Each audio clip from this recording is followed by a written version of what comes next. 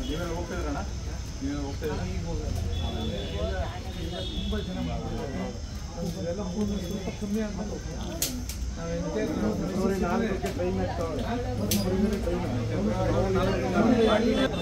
ಇಲ್ಲಿಂದನೇ flight arrange ಮಾಡಿಬಿಡಿ ಒಂದು ಇಲ್ಲಿಂದ ಒಂದು ಅಲ್ಲಿಗೆ ಅಯೋಧ್ಯೆಗೆ ಒಂದು ಫ್ಲೈಟ್ ಏನಾದ್ರು ನಿಮ್ಗೆ ಮಾಡಿಸಿದ್ರೆ ಅನುಕೂಲ ಆಗುತ್ತೆ.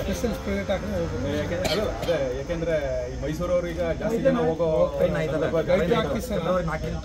ಹೇಳ್ತೀನಿ ಟ್ರೈನ್ ಅಂತೂ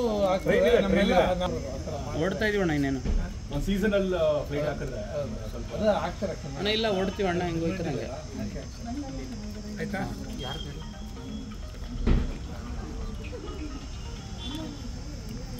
ನಾನು ಬಿಜೋತ